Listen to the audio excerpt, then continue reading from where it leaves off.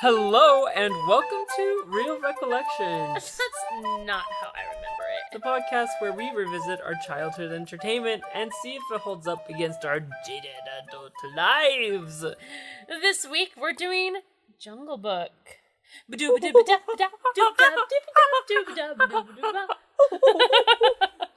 I love you. So, yes, I'm the king of the singers! The Jungle VIP! Oh, let's do this thing. Let's do it. Just do it! Just do it. That's what Nike says. Yeah, that's what I say, actually. I said it first. Oh, you said it first. Yeah. Then Nike stole it from you. You should sue them. I should say That would get you a lot of money. The thing is, I was a fool and I didn't patent it, so. Oh, Yeah, man. those 2 words, I should have. You should, 3 words. Just do it. Well, it's really just Do you just put do it together? Just do it. So. Do it. Do it now. It sounds like your do it has 2 T's too. Do it. Do it.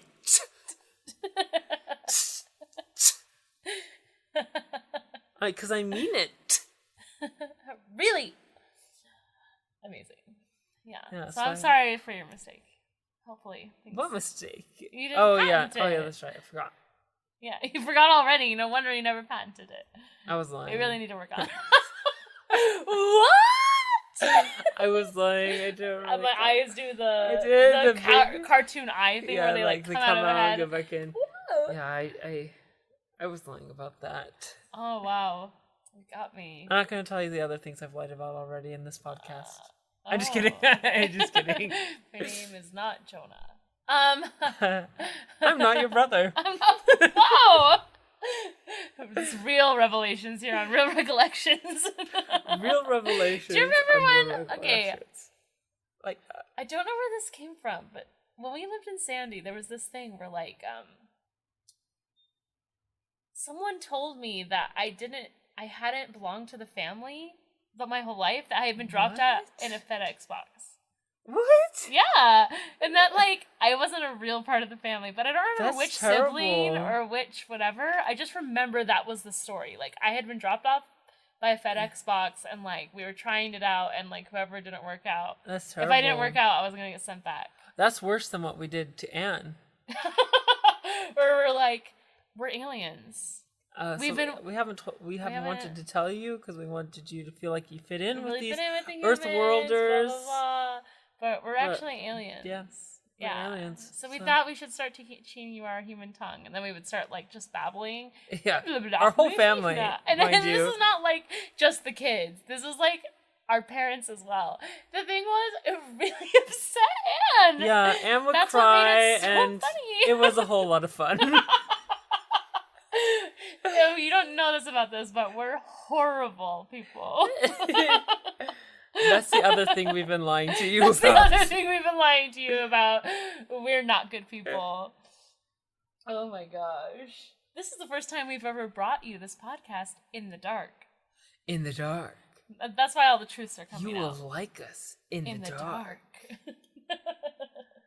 In the mere glow of the TV. But yeah. Yeah. Anyway. Yeah, that's sorry. That memory came to me. Hopefully, it seems like Anne's forgiven us. Someday she'll just lash out. I think there's a part of her that still doesn't truly believe either part of the story. I'm not sure if we are aliens or if we are humans. I think she's pretty sure we're humans. Yeah, But who probably, knows? But who knows? When you're taught that, such a None of us early have age. belly buttons. Never mind, we're lying about that. I lied about that too. Jenna's just lying today. But they'll never know because it's just a podcast. I have no tells in my voice. I'm just kidding, I do. I was lying about that. Stop.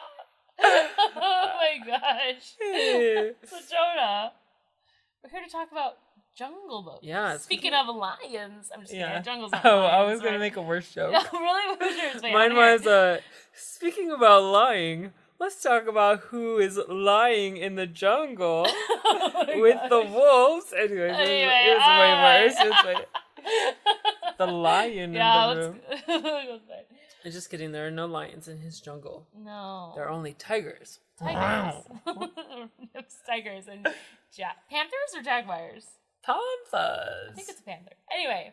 No, jaguar. Really? Because jaguar. I have to fix the plot in the pinch then, because I'm pretty sure I say panther. Oh dear. It's hard for me to know what's the difference between a jaguar and a panther. Are they the same animal? Well, there's a big difference in the name. For one. I'm pretty sure like one lives in Africa, or not Africa. I don't know. I'm gonna give up. I'm gonna give up. And the other one lives. Our uncle and our aunt made fun of us trying to talk about the Kennedy history, and they're like, "You obviously have no idea what you're talking about." And we got really self-conscious the other day. Listen. We never pretended we knew what we were talking about. Nobody 100%. knows anything. It happened a long time ago. Before I was born. And really, is anything? I'm not expected to know everything that's happened since I was born and everything that happened before I was born. It's too much to know. Yeah. It's enough to just live our lives. Watch us just become super anti-history this episode. In our podcast, that's kind of about history. Kind of about history. A little bit. Recent history. Recent history. About movies. Recent. Oh, that's a good way to say the word. Recent. Sounds like a creaky door. Yeah. Jonah, what do you remember about Jungle Book? Okay. One thing that I've always remembered my whole life is that really crappy pun. Okay. You just really enraged you? What was it? Go ahead. Enraged me.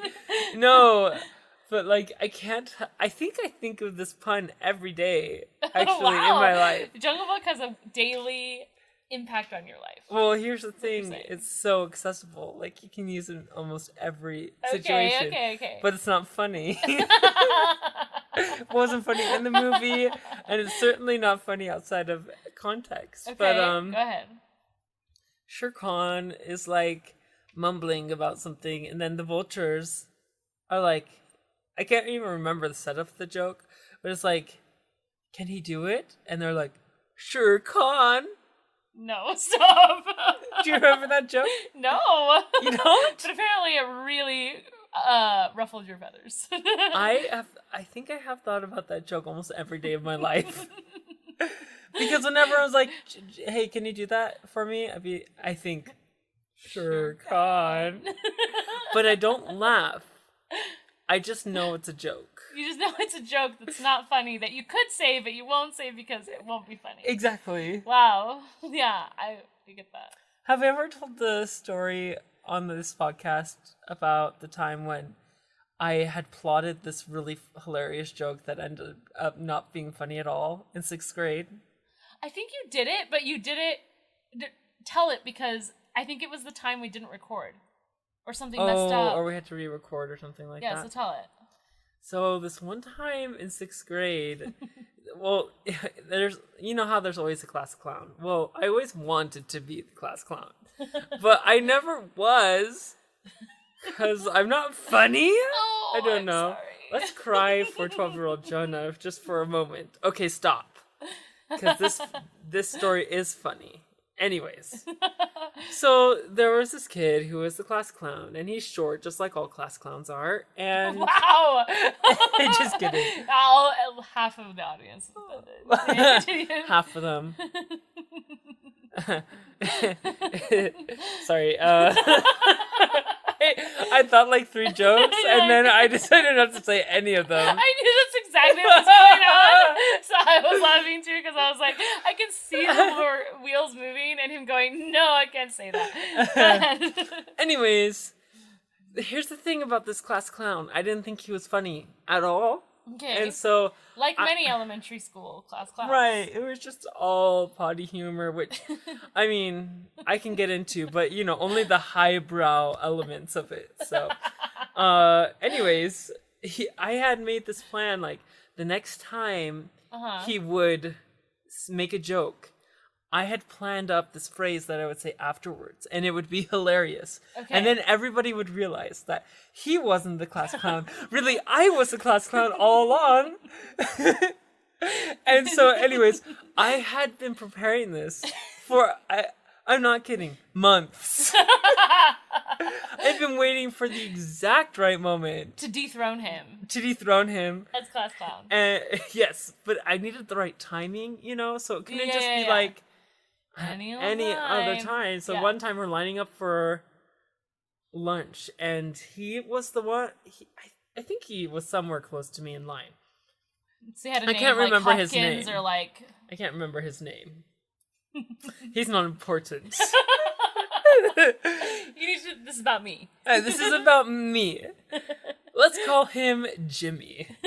So Jimmy tells this joke, and I'm so excited because it's the perfect moment to unleash this overwhelmingly superior joke. So he says it, and then I say, "That's debatable." That was what I had come up with. First of all, nobody laughed because it was mean. But I could not think past this line because when I thought of it, it was like the perfect thing. It felt like the perfect thing to almost any situation. What he said? You know what? I just remembered after he would tell a joke, he'd say, "I'm so funny." Oh. And then that's what I was going to say. That's debatable. Wow. I know. That's harsh. I know. It wasn't funny. It was just like a revenge over this feud that only I had. It's when you think that you're funny, but it's actually like seated in like deep resentment. I know. And that just like came out. It's a rough time in sixth grade for me. I'm imagining you like standing in line, and he's like, "I'm so funny," just like in his own thing. And you're like, "That's debatable." I'm just like hovering over his shoulder, waiting for my moment to pounce, and then I do, and I hurt everyone's feelings. Anyways, yeah, sixth grade was a rough time. At the end of that school year, for like the last month, we did this thing at the end of every class day where everyone could write compliments on a card and then put it in this jar. Okay. And at the end of the day or the week or something, our teacher would read the compliments out to everyone. Anyways, the weeks go by. That sounds like a dangerous like game. The weeks go by and I don't get any compliments. Gosh. I know, I was Worst weird. nightmare. I had just come from homeschooling, so it was... I'm sure I was a little You awkward. were delightful. I'm sure I was just as delightful as I am now, but I wasn't appreciated. Anyways. In your time. Anyway. In the very last day that we were doing this, I finally got a compliment from my teacher. Okay. I hadn't gotten any compliments. She's like, me and like two or three other people in the class were in the same boat or whatever. Anyways, my thing was, I like Jonah because he's always himself. Oh no! Which I think was true. That is but true. It's also like... It's sort of like a backhanded compliment. Yeah. Like, well, you're always yourself. I like Jonah because he's his weird self. Weird flippin' self. Oh my gosh. I'm just kidding. Yeah, no. Yeah. It was a rough time. Because he exists as himself. I mean, like our class song was like a headbanger, like rock, punk, or whatever song that was called "I'm So Rad." So, I mean, I just didn't really fit in with that kind of vibe, I guess. Oh my gosh. Wow. Anyways, I talked a lot. You had to get that off your chest. Yeah. That have been just weighing on you. I've never told those stories in as big of a public setting as this. Like a whole 20 people are gonna listen to that. Mostly our friends and family. So that's worse. Just kidding. It's exclusive, Jonah. We've discussed this. Please. Our exclusive fan base. Oh, amazing. Well, did we even talk about what we remembered? Oh, you remembered Sheer Cat. Yeah, and that got us on the joke thing, which brought us all back to, to traumatizing elementary school experiences. Okay, gotcha. Are you caught up? I'm caught up. I'm now reoriented. Do you remember anything else from Jungle Book? Just the one joke. No, I love Baloo, and I love the part where he's like putting the prickly pear like all on his nails. Yeah. I thought that was so cool, and I always wanted to do that. No one's cooler than Baloo. Well, that's one of the things I remember was that like Baloo was super cool. Yeah. I just remember when I watched Jungle Book, I remember thinking, why are they kicking him out of the forest? Like, it didn't make total sense to me. I was like, how is that safer for him? Or like, it just seems like they don't want him here, and they didn't really prepare him for it. I know. And I was like, it doesn't really seem fair. And then I also remember like a deep disappointment that he doesn't stay in the jungle at the end. I was like, spoiler alert, everyone. Oh yeah, spoiler alert. He follows the singing girl. So yeah, I just remember he left the jungle to be with them, and I never understood why. It's like he went into a trance, like the snake, and had to go into the thing. And how could he resist? It just felt very like melancholy. What have we learned from Bambi? From Sleeping Beauty? Mm-hmm. Men can't resist a singing lady. Oh my gosh. Anyway, I just remember being confused about why he was doing it. The jungle seemed like literally a swing in time. And men villages didn't look that fun. Yeah. She was doing a chore, for heaven's sakes. Yeah. So I remember that. I remember the elephant being like the fun part with like the military elephants. The snake was scary. Snake was scary. With, this like, is another return of our favorite the eye thing. Stork character, right? Oh yeah, Stork guy he's back. Does the snake's voice. Yeah. But I love his voice. I remember Shere Khan being cool, like kind of a cool villain myself, because he has a really good voice actor.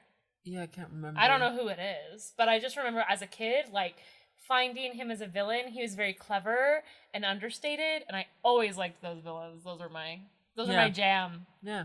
You know, the ones that are tricking people and blah, blah, blah. Also, I kind of hated the, like, Shere Khan was afraid of fire thing as a kid. I was like, that's lame. Everyone's afraid of fire a little bit, and that's what makes it so fun. Jonah the Arsonist comes out. What'd you think of the live action? Did you like it? The live action? I thought it was really impressive, like the animals and stuff. It's like one of the better ones, right? It is, because it's a bit more original, honestly. And like the writing, they clearly like took time to make it happen. And I found that even though they were realistic looking animals, they had more life in them. Yeah.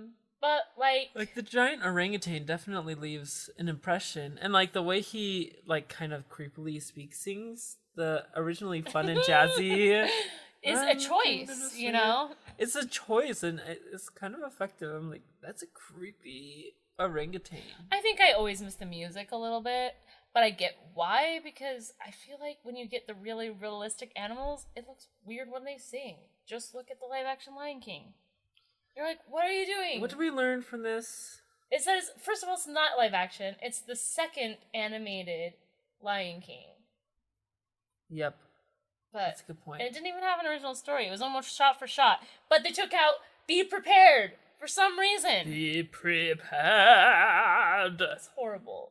Sorry. I don't know how. It's just like, I really wanted to like it. Maybe we can have an episode about this, but like, I know I ended up talking about Lion King, but like, I thought, you have all this money, all this time, and somehow the music isn't better. Seriously. How? I'm so sick of all this auto-tuning crap.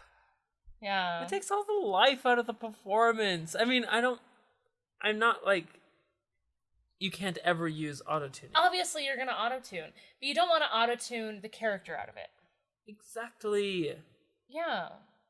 Leave in a little imperfection. Then we'll get to hear when they smile, or, you know, you can hear it in their voice. And that's really important. There's so much more to singing than singing on pitch or having weird runs? No. What am I going to say? I don't know. You're doing kind of like an aura hand gesture, and it doesn't quite. You know, like the timbre that you get from putting autotune on it, that a lot of people seem to really like. There's just like so many more colors than that. Yeah, I get that. But yeah, anyway, well, we'll probably talk about that a different time. But yeah, that's mostly what I remember about Jungle Book. It wasn't like my favorite, but I didn't dislike it, I guess. I remember it being really fun. Baloo was super fun. And he was a really beloved character to me in the story. I don't remember anybody ever wanting to watch it. Plus, Baloo was in Tailspin. Oh yeah, that's true. The animated show, and I love that show. But we also watched this other live action Jungle Book more, and I was like, I don't know why we're watching this when there's a perfectly good animated movie of this same story. Okay, I know what movie totally you're talking about. We should definitely do that on this podcast because I actually love that Jungle Book. Yeah, I don't understand. I was like, why are we watching a live action when we could be watching a cartoon? The cartoon one where they're singing jazz, please. Oh, and of course, I always remember the scene where they're floating down the river and he's on the bear, and I was like, that's the best. I was definitely a kid that was annoying in that if it wasn't a cartoon, I wasn't interested. Yeah, no, I get that. Yeah, I still like cartoons. So there you go. But that's what we remember about Jungle Book. Yeah. Yeah, and now we're going to take you into how it happened in history. Yeah, so here's our plot in the pinch to catch you up. Roll the camera, Sam. It's hard to be a man cub. One day Mowgli is hanging out with his cruel British panther uncle, and the next day some tiger says he wants to kill him. And Mowgli's literal family of wolves decides they would rather kick him out than deal with it. However, with the help of his friend Baloo and sheer childlike tenacity, Mowgli fights for the right to stay in the jungle. After all, it's his true home. Wait, is that a girl singing? Never mind. Being a man cub sounds great. Thanks, Sally. It's good to have you back. You're amazing. It's good to have a kid's perspective back in the mix. Right? So good. I feel like this is too close to me. I'm just gonna slide that. Pretend the listeners. I always am too loud, so I feel like it needs to be closer to Jonah. He knows how to use his indoor voice. I can use my indoor voice. So I get excited and then I get loud, and then Dad tells me I'm using my opera voice. Indoor voice. Opera voice. Outside voice. I'm just kidding. A dinosaur's chasing my voice. You guys, it's been a journey today. I just feel like constantly swearing right now. So this is the third time that we've recorded this. Because the first time we started it, we didn't finish it. And we realized we needed to, fix the organization. And that was fine. And then we started recording again. We recorded all of the history, 40 minutes of it. And then Jonah's just looking at me with dead eyes. No feeling. Give me strength. Give me strength. And, Grant me strength. Grant me strength, please. And then we found out that it had recorded silence, just like our mini-sode. So there's a button on our recorder that apparently switches it from recording voices to recording nothing? I think what it does is, see these, you can plug... I'm lifting up our recorder, so it might be messing up the sound. But on the bottom of our microphone, you can plug in other microphones. Oh, okay. So it works as like a receiving device and as the actual microphone. Anyway, I think it's really stupid that it has that button. And that button is so easily accessible. Like, you can accidentally hit it. Yeah. Yeah. But the point is, we're here again to give you the history of the Jungle Book. Yeah. And hopefully you don't have to beep, beep, beep, beep, beep, beep, beep, beep, beep, beep, beep. Again. Fill in as you will. So. It's so done. Jonah's so done. So the Jungle Book was released in 1967, and it was based on the book by Rudyard Kipling. Sort of. Sort of. Yeah, sort of based on that. We'll get more into that in a second. Walt Disney had interest in it from the 30s, but they didn't acquire the rights until 1962. And so that's when they kind of started working in earnest on it. They didn't really talk about them starting it back in the 1930s. Who needs rights? Who needs rights? Just develop whatever story you want. And then... No one needs rights. Jonah's gonna get real mean this episode. Don't bleeping need rights.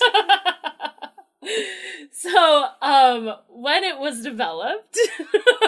Swear? Just kidding, sorry. The first early version that they came up with for this, after they got the rights, the music was done by Terry Gilkyson, and the story was done by Bill Peet. And you might know Bill Peet's name, because, first of all, it's an easy name to remember. Bill Peet. 2 first names, back to back. And also because he's the story guy who did 101 Dalmatians, and he did Sword in the Stone. So he's kind of been the guy we've been talking about. Also, if you combine his name, it sounds like beat. Yep. Thank you. What a gem of wisdom. Which sounds like beep, See, which is what I'm doing all the time. See, every time we do it, it just gets better and better. It's like a Jim Gaffigan More revelation. How many swearing jokes is he gonna make? More beeping noise. But the version that Bill Peet came up with was really dark and kind of mysterious version of the Jungle Book. He actually did a lot of research into the book for it. I don't know how to respond to what you're doing right now. Setting the vibe. Just setting the vibe. Actually, the vibe's more like... Stop it, no. A part of me died when we had to re-record this. Like, the first 2 times recording it were so traumatic already. There's so much cover. Anyways, continue. Beep! Swear. Oh my gosh. Sorry. I'm not sorry. Do you need a moment? Can we continue? Should we start over? Yes.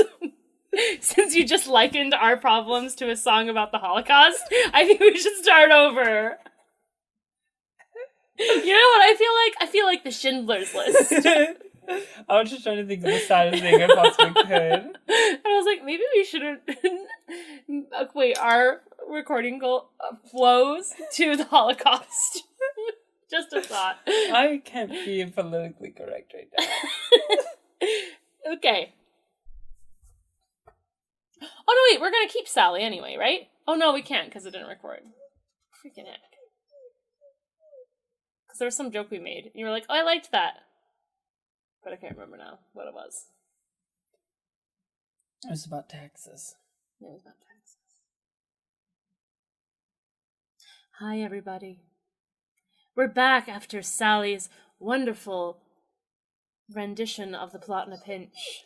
If you're wondering why Mary sounds so weird right now, it's because we recorded this 4 times. Yes. So now we've just gotten real radio-like. We're just going to take it down a notch. We only recorded it twice for reals, and then the 3rd time we recorded it, Mary and I were swearing so much that we decided there was so much sadness and woe.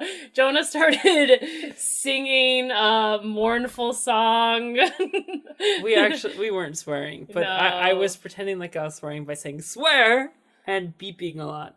Beep! Like that. Which may come up periodically as well. Yeah. If we sound a little weird, that's why, because we've been trying to record this what feels like all day.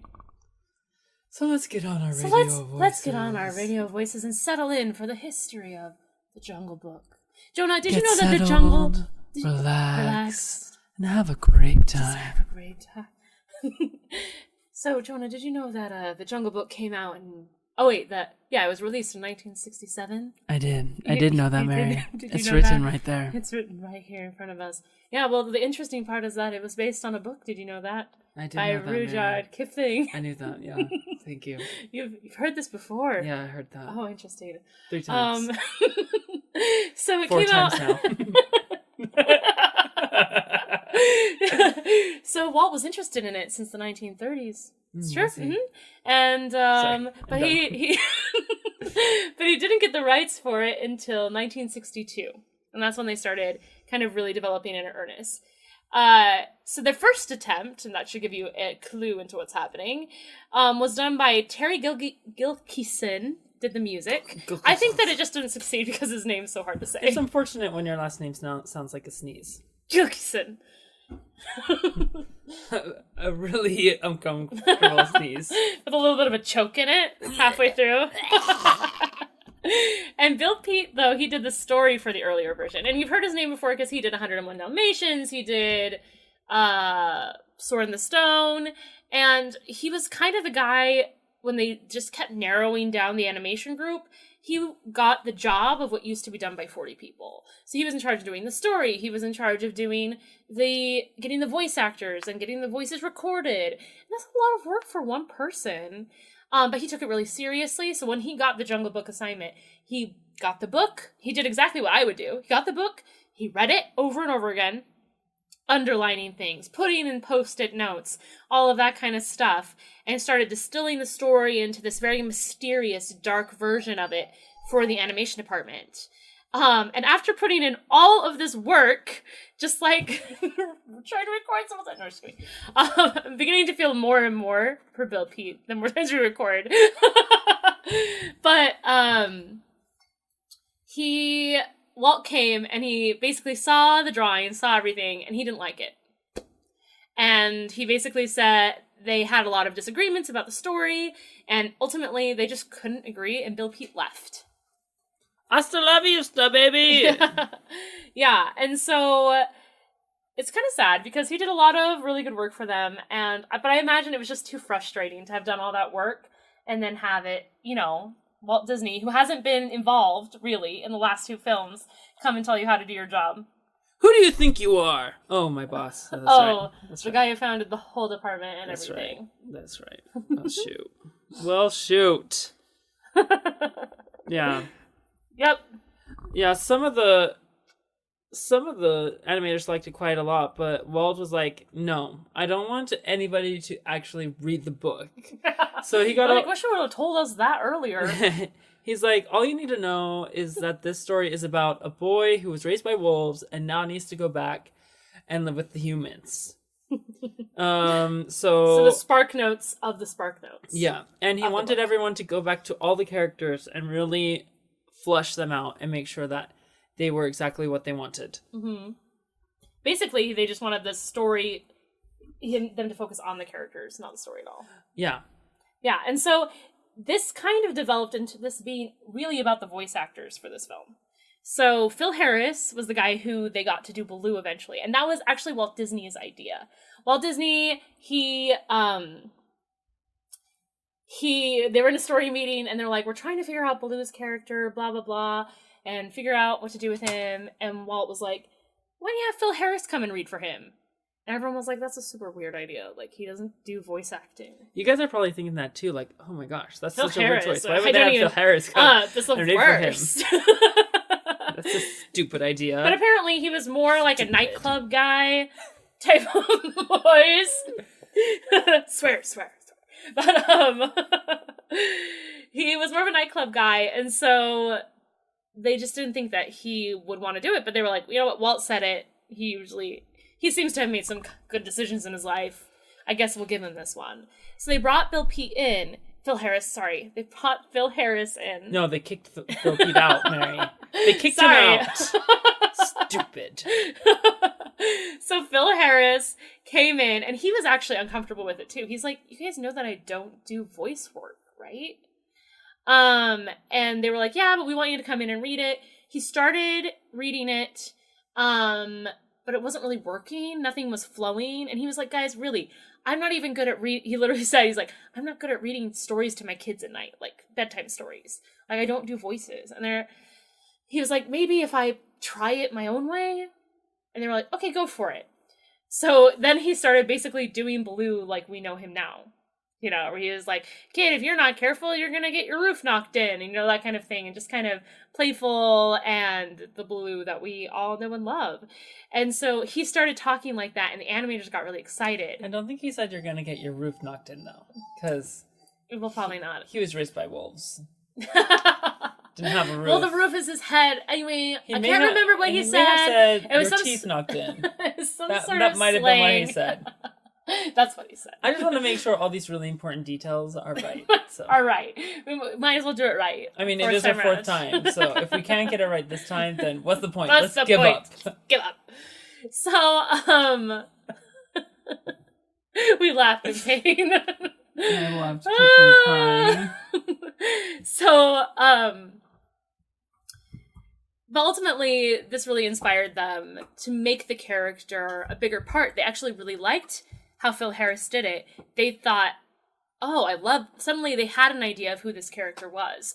And ultimately changed the film from Baloo just being a cameo part to Baloo being kind of the heart of the film. Like, the buddy friendship between Mowgli and Baloo became the main point of the film because of Phil Harris. Yeah. Yeah. Yeah, and when Phil Harris saw the animations of Baloo, he's like, oh, this is going to make me immortal. It's going to make me immortal. But the weird casting choices do not end there. No, they don't. Because they also hired Louis Prima, who was a huge, like, Las Vegas character. He had a jazz band, and they're like, oh, he might be good for the role. And so the Sherman Brothers went and they showed him the stuff, and he's like, oh, what, are you gonna make a monkey out of me? And they said, yeah. And he said, I love it. Let's do it. And they recorded it, and it was actually really crazy and a little too crazy for Walt Disney. But a lot of their little things made it into the movies, like the things that they did physically while they were recording. Like, they would go and they would walk through the audience with their instruments and everything like that. Mm-hmm. And that is in there as well. A lot of these spontaneous things made it in. Like, Baloo, Phil Harris, he was supposed to scat in this one song with King Louie. He was supposed to, like, copy him in the scat battle, but he's like, no, I don't do it like that. And he's like, just record King Louie, and then I'll come and I'll do what I do. And so he recorded it, and then he did his, like, scabadoo babooey, and it's exactly perfect for Baloo. Yeah, I love that. I love that you were like, he sounds hard to work with. Yeah, he does. Because he was always like, that's not me. I gotta do it my way. Another character that they kind of put around a voice, or rather around a character, I guess, was Shere Khan. So Shere Khan, they weren't sure what kind of villain to make him, and then it was Ken Anderson did a drawing of... Sorry. That was a great idea. I gave Ruth one of her toys because she was climbing all over me. Her squeaky toy. But I couldn't find any of the other toys. Where are all the others of them? There's only one other, and it's also squeaky. No, there's three. There's three of this kind of toy. There's three? Because she was chewing on this. So I assume she wants to chew on something.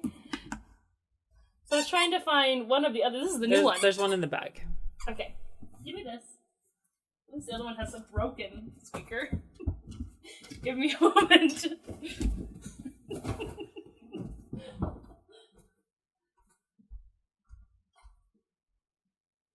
bag? This bag? On top of the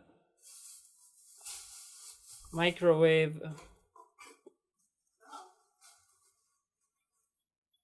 Yeah, but this one's like quietly squeaky. She's mad at me for taking the other one. I'm just gonna start Shere Khan over anyway because I was doing that badly. Just start at George Sanders. Okay. So another character that they worked on was Shere Khan. And they got George Sanders to do the voice because they wanted him. It was Ken Anderson did a drawing of him that gave him kind of this big aristocratic nose And they thought, that's it. We want Shere Khan to be kind of a Urbane's subtle villain, you know, kind of like Maleficent, really, you know, where you're like really polite on the surface, but then also really menacing as well, you know? And so it's kind of that Basil Rathbone British arrogance. And they felt like George Sanders, that was kind of, his voice was known for those kind of characters. So it was just an easy way to kind of illustrate that. Yeah. And fun fact, in our animation book, they're like, automatically, when you give a character a big nose, it makes them funny. It makes them more likable. Makes them more likable and more funny. He's like, comedians always have big noses. We're like, oh, okay. So there you go, guys. So there you go. If you got a big nose, even if you're not funny, you gotta be a comedian. You gotta be a comedian. Sterling Holloway is a really interesting guy because he has already recorded a lot of different things at Disney. He did Cheshire Cat and he also did the Stark. Stork, whatever. He wasn't Iron Man. At the time, he was also working on Winnie the Pooh, and they were trying to figure out Kaw's character, the snake, and it wasn't working. And Disney said, "Oh, why don't you go ahead and work with Sterling Holloway? I think he'd be great for it." And they did, and he was, and they're like, "Great!" And what they really liked about him is he created this character that just was. The way you tell that story. They're like, "We should do this," and it was great. You guys. You're getting the dregs right now because I'm so frustrated that we have to do this for a fourth time. I'm sorry, Jonah. Keep going. What they really liked about it is that he became this really likable villain, which they needed because he was a snake, which was apparently a problem. A huge problem. Yeah. So in our book, they had a quote from this other, it wasn't Walt Disney, but it was a different cinematic studio. They're like, we can't put it film studio. They said we can't put a snake in our film, otherwise all the women will run out screaming. Misogynistic. But... So let's just take a moment of silence and judge them. Okay, thank you. If you're not done, you can pause it and continue to judge them. Whatever. You can pause and continue to whatever judge. time you need to judge them, take it. I mean, take time for snakes yourself. are scary, but They are. Let's not blame it on the women. Yeah, what it was the film executive from Was that film actually studio was terrified of of snakes, and he was like, "We can't do it because girls are afraid of snakes, so no snakes in our videos." There you go. I bet that was what it was. Well, funnily enough, I don't think that's a word. Funnily, it sounds like more like something that you do to get something from a large container into a small container. I funnily poured the milk into the bottle. Or like you used a funnel cake to do something. Yeah, okay. So, moving on.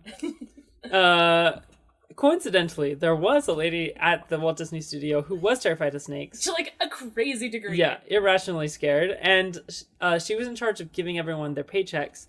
And she would not come into the animator studios if they had sketches of the cartoon snake that they were working on. Yeah. So she would like stand at the edge of their doorway and like lean in to give them their check. Yeah, she would like flick it into the room. Ridiculous. Anyway, so the animator's like, oh, she would be perfect for the test screening of the scene. To make sure it's not too scary, yeah, right? to make sure that they did the snake character in a way that would not disclude any people with crazy irrational fears of snakes. But she had sworn that she would never see the movie, and she was true to her word, and she would not even see the screen test. So they had to find somebody else, and so they found another lady. From Texas. I don't know why it needed to be a lady, but there you go. I guess there's just the people that they come watch it, and they brought smelling salts in case she fainted. They brought suppressants. What is it? No. Subduers. We got it on the third try. Last one. What was it? We got it on the third try, but not this time. Oh yeah, I can't remember. Something like tranquilizers. Tranquilizers to make them come down if they start having a panic attack or something. But not like a tranquilizer because that's what they use for like animals. Elephants.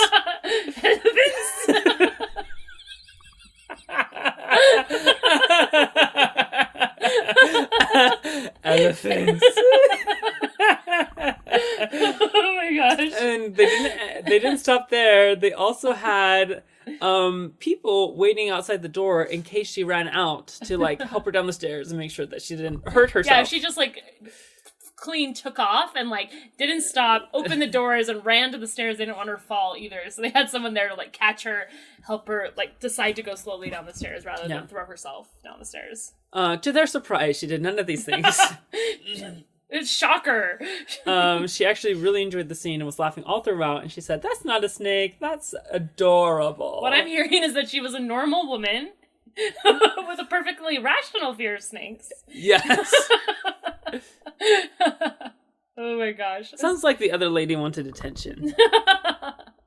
Yeah, I'm just kidding. I feel bad about that because you can have really irrational fears. No, you can. You can be really afraid of things like that, and it's fine that she was. The annoying thing was that they were equating it to like womankind, I guess. Yes. Indiana Jones is afraid of snakes, you guys. Fictional character, but I get your point. You know what I mean? I get your point. You know what I'm saying? It's not just some women out there afraid of snakes. Anyways. Anywho. They loved Ka's character so much that Walt Disney said, "Oh, we need another scene with Ka," because he originally only had that first scene. Yeah. So they gave him another scene and a song, which was stolen from Mary Poppins. But it was cut from Mary Poppins, so it's fair game. And they changed the words. They're like, "Land of Sands." Just some random song that like it talks about like "I love you, Bert" or something in the middle of it. Of course, they changed the words so that it wasn't bizarre. You start singing the song about like dancing penguins that are also waiters, and Mowgli's like, "I don't know what's happening right now. Come on, this is really strange." And that's what snuffs him out of the hypnosis. Right, exactly. Could have been really interesting. So yeah, the Sherman Brothers wrote that song. Yeah, they did. Yay for them! They actually wrote all of the songs except for Bare Necessities. Bare Necessities was the original guy who wrote the score, did that one, which I think is interesting because they were like, it was a dark and mysterious version of Jungle Book, and I was like, but he still wrote Bare Necessities for the story. Yeah, that's true. Anyway, Good point. That's a very interessante point. Interessante? Grazie, signore. Anyway, the Verna Felton was another actor who did work on this film. We know her from Cinderella, from basically everything. She did all of those things. And she also did Winifred the Elephant in this. And then also the Colonel Elephant was also a famous actor as well, although we didn't write down his name for some reason. No, we didn't. He doesn't matter. He doesn't matter. No, he does. He wasn't important. He matters. I'm sorry. Go look his name up. He was very important as well. Take everything back. We're just angry. We're just angry, but it's not his fault. And then Bruce Reiterman, he was the director's son. And he did part of the voice for, what's his name? Wart. And he did Mowgli's voice, and he also did some voices for Christopher Robin. And so they just had like a really good, solid cast. And that I think they really built their characters around their cast. Well, they did. Did we talk about how Baloo was originally like a cameo character? Yeah, we did. Okay, yeah. Good. Yeah, we touched on that. Good job. I'm glad you did, because if you hadn't, you had messed up. Let's start over again. We'll start over! Fifth time! Let's do it! So, along with kind of building it around the animators, another thing that kind of helped the characters be really strong, the character voices, the things that helped the characters be strong were, of course, the animators. Particularly Frank and Ollie. So Frank and Ollie, they were the two animators who do the book that we read all the time about the history, The Illusion of Life. If you're interested in animation history, you have to read it. They're also the people who did work on, of course, all the films. And they animated about half of this movie. Yeah. Because they did Mowgli and Blue. Yeah, which were not supposed to be as big of characters as they were, but then they ended up being... Well, huge. I mean, Mowgli was always supposed to be big. Yeah. But... And then also, so they did that, and that was also... They said one of the reasons they thought they did such a good job on those characters was because Frank and Ollie were friends forever. They were friends for 70 years. So way past this, they were still friends. And that friendship, they just really... They came from kind of similar backgrounds. Both of their fathers were professors and things like that. And so they just really hit it off, and they really liked one another. And their friendship, they said, really came through in Baloo and Mowgli. Yeah. Which I think is really sweet. And there's a whole documentary about them if you're interested in just like all the work they did themselves. They're adorable when they talk too. But Ollie actually was also in charge of the final scene. Cute old men wearing cardigans. Wearing cardigans and pretending to like do the dances of Baloo and stuff. They're wonderful. Yeah, Ollie was in charge of the last scene, which was a last-minute change by... Well, not really last minute, but it was the last thing that Walt suggested for the film before he died. And he said, well, why don't we have a scene where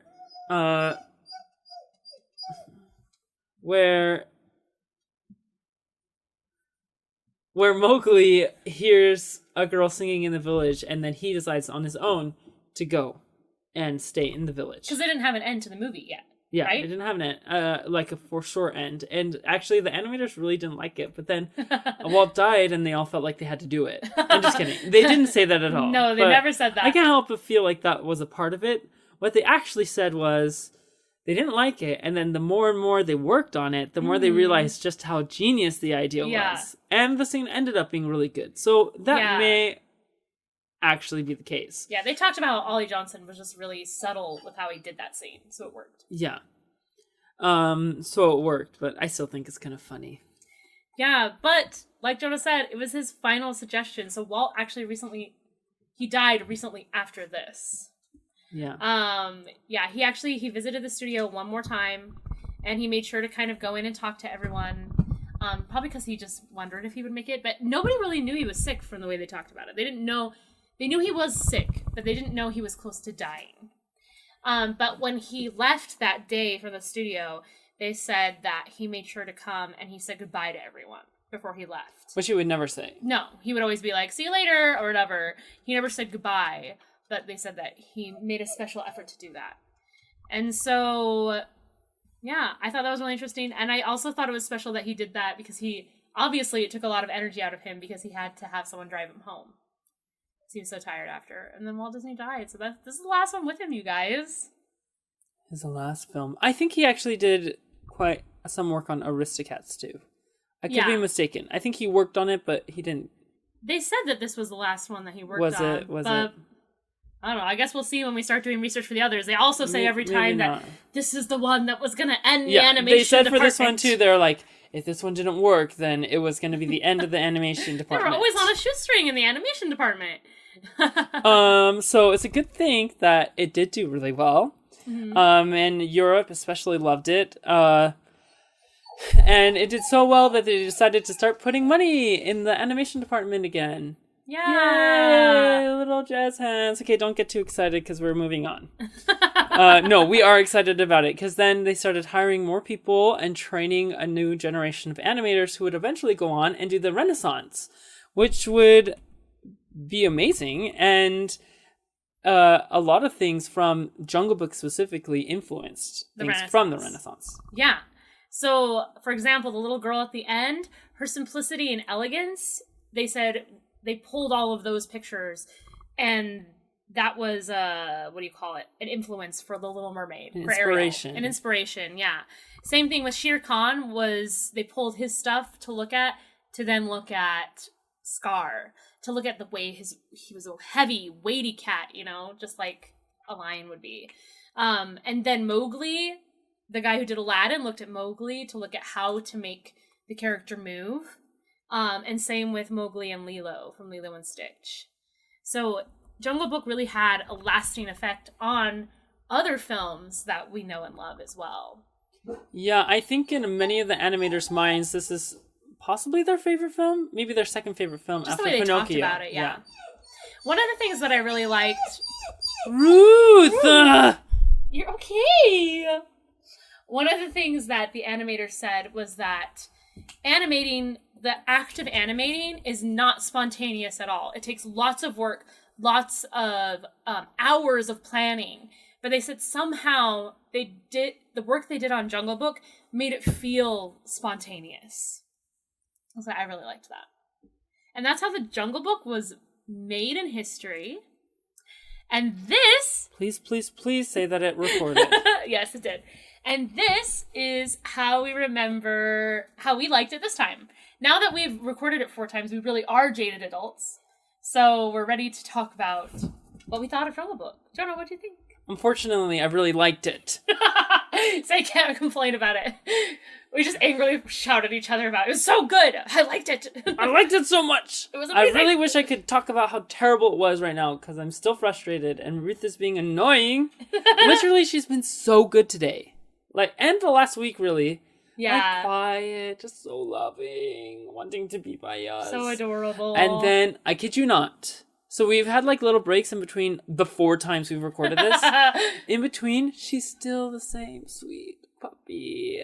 And then we start recording, and we have this heckin' crap. Maybe it's a Jekyll and Hyde situation, but it's brought on by the recorder for some reason. She hates it. The same thing when I have my sessions with my Italian teacher. She does not like your Italian teacher. She starts barking at him. I know. I have sessions with a lot of other coaches and voice teachers, but she only has that reaction to my your Italian teacher. So weird. Maybe she's trying to speak Italian. Maybe she speaks Italian. She's like, no, that's not right. This is how you say it. She's like, you're saying it wrong. His Italian is rough. It's rough. And this is how you actually say it. So yeah. You like Jungle Book, though? I liked it. Yeah? Don't have to say a lot. I'm just kidding. No, I really did. And they're right that the relationship between Baloo and Mowgli, I think, is done so well. And it's really not captured as well in almost any other movie. No. I'm not overstating it when I say that if I did a top 10 again, this would be in the top 5, maybe the top 3. I honestly had so much fun watching this. I had no memory of it, much, obviously, from what you hear of what I remember. One of my only memories was wrong. I was going to point that out. The joke never came, Jonah. They never said, Shere Khan. I think it must be in the second one, which I don't know anything about. I don't remember anything about the second one. If you ask me, what happens in the second Jungle Book movie? I'd be like, I don't know. There may be this joke that I vaguely remember that I thought was in the original Jungle Book, but then never came. Maybe when they put it out again, they took that part out. It was offensive. Because it was a bad joke. Puns are inappropriate. Puns are inappropriate. They're and illegal. not funny. So, yeah, I thought that was really funny that one of your only memories was not real. Maybe it's kind of like how everyone misremembers, Luke, I am your father, and things like that. That's not what he actually said. That is what he said, actually. No, it's not. No, it is. Jonah, you're making that up. It's not what you said.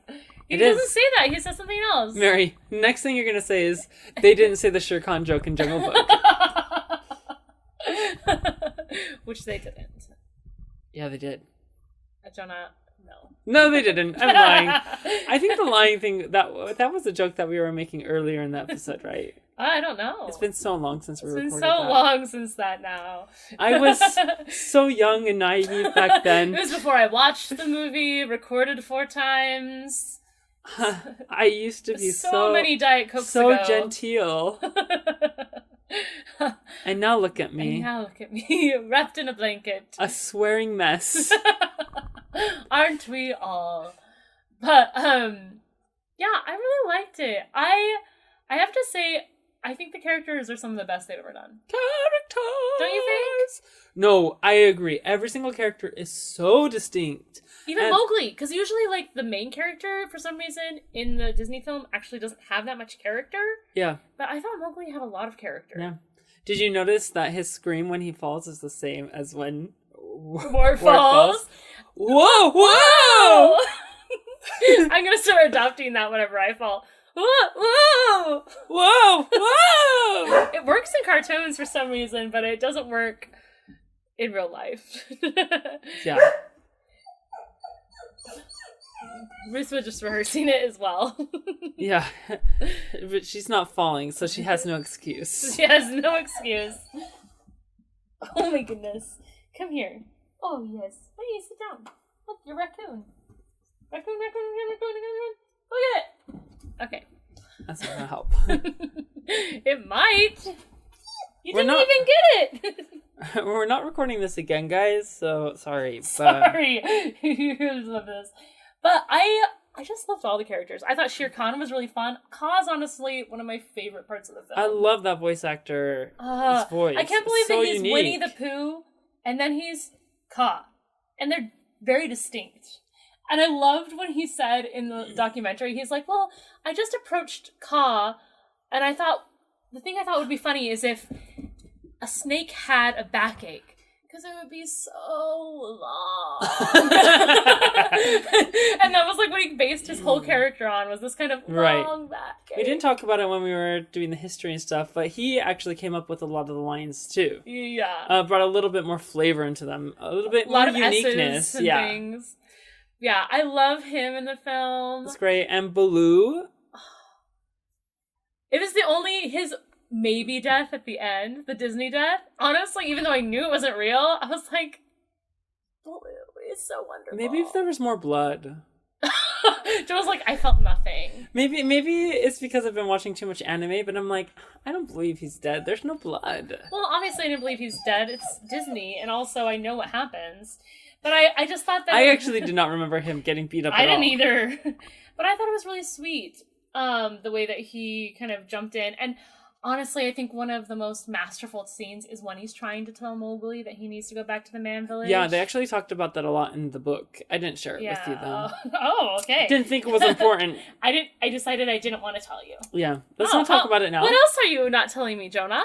No, what they talked about in the book was that it's so hard to do scenes like that because the acting has to be so subtle, and you have to somehow convey, like through your pencil, this bear having a hard time struggling with dealing with a problem that he can't fix by beating somebody up, which Baloo is used to doing. Or feeding them something, or singing a song. You know what I mean? Right.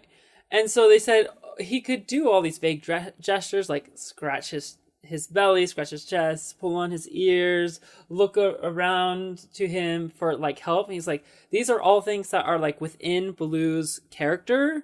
Yeah. But he can't do all of them. So you have to choose, like, what is he going to do to, like, really get the scene across? My favorite is when he kicks the ground. So, like, Mowgli's up on the thing and not paying attention. He's just like, oh, when are we going to go do more fun stuff? And he's behind him and you just see him, like, kick the ground. And you're like, oh, he doesn't know how to do this. Yeah. I just really believed... Baloo, I think, is such a warm character. Like, he's really lovely. Yeah. You know? Lovely. I just love him. I don't know what to say. I just really cared about him. It brought back all of my feelings of Tailspin, too. Yeah. He's just so simple in all the best ways. Like, not simple in that, like, oh, I don't think he gets life, but simple in the way that he kind of sees life for what it is and doesn't make anything more than what it is. No. And that he has, like, a lot of peace because of it, you know? And you sort of envy people like that. I also, one of the things that I most loved about this film is I think it's honestly one of the best musicals they've ever done. Yeah. Even though, like, I feel like the music is not as played maybe as some other music, as a piece, as a whole, it's one of the best they've ever done. I Want to Be Like You is a swinging time. It's so fun. I never got bored through this whole film. I want to be like you. Yeah. And not just that, but George Bruns, he did the scoring for this. I don't know if we mentioned that. But he did such a masterful job of vamping for the songs that were to come. He really made the songs feel like they were always meant to be part of the piece. Yeah. You know what I mean? Really he, like, how it vamps up to Bare Necessities... It just feels like it just grows out of the scene rather than just a song starts. Yeah. I don't know. It was just so good. And the way he also... So the ending music that the little girl sings at the end where she's like, I am sent to fetch the water. Da, da, da, da, da, da, da. Da, da, da, da, da, da. You know, that one. Got it. Yeah. You're like, I got it. I got it the first couple of seconds. But that song... He made it the main theme of the piece. And you can hear it woven throughout, like the soundtrack. Which makes it really lovely. It makes it feel like that decision at the end it makes it have more impact, because it might come out of nowhere, but because he makes it kind of the main theme, and it kind of comes up every time they talk about home. Yeah. It makes it work. It makes it seem like that's where he's supposed to be. Yeah. I don't know. Honestly, it was one of my favorites that we watched. Yeah, me too. Yeah. There's not really any complaints I have with it. I didn't have any. Yeah. Honestly, it was the one that when it ended, I was like, I want more. Yeah. And it touched me more than a lot of the other ones. It just felt really honest. And I think because they worked so hard on the characters. Yeah. To where every single character felt fun. Like, the King Louis scene was fun. And Bagheera was fun. It was fun to watch him trying to, like, wrangle these crazy characters. Yeah. And the elephants were so fun with their marching. That. A little cute baby elephant. Cute baby elephant. Stick your nose up. And then Shere Khan was really scary in his way. Yeah. Like, one of my favorite scenes, actually, as we were watching it, I was like, gosh, I remember everything from this scene from when I was a kid, is when Ka is talking to Shere Khan. And I just think that scene's so masterfully done. He's, like, picking his nose with his claw. And it's so scary, but he's just like... And he tries to hypnotize him. I love it when Shere Khan, like, puts the paw on his face, and he is like, no, I don't have time for any of that. No, I don't have any time. I don't have time for any of that. And he has to show him all the parts of the snake, and I don't know. It's just so fun. It is really fun. So does it Go hold watch up? It. I think I know the answer. It holds up. It more than holds up for me. I honestly, it's one of the ones I watched that I was like, go watch it right now. It's honestly so fun. It's really fun. I don't know why I didn't like it as much when I was a kid. Me neither. Because it's a really fun one. Ruth, what did you think of it? She's like, I hate that you recorded it 3 times. She's so angry at Mary right now. But she's so cute. She is cute. She's our little beast. But, yeah, I think... Do you have any last thoughts about Jungle Book? No. No. No, I don't. None. I'm done. Goodbye. Well, you guys, we hope that you enjoyed it. If you have any supportive words this week, I think we'd appreciate them.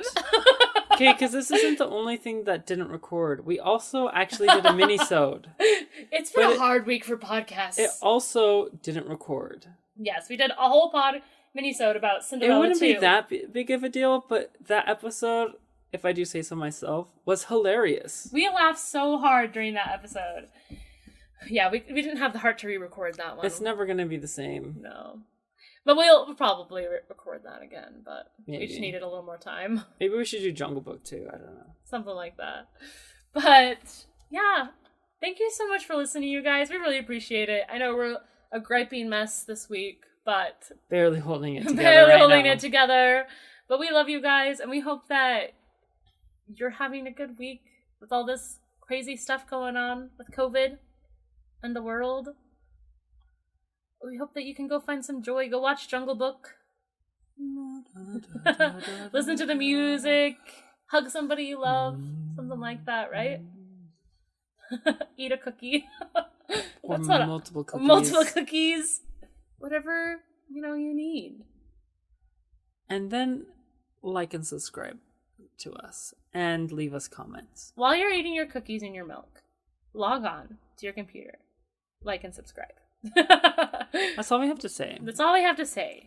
If you have any stories for us, we love to hear stories about your experiences with movies, what's your thoughts, anything like that. When you were kids, now, whatever.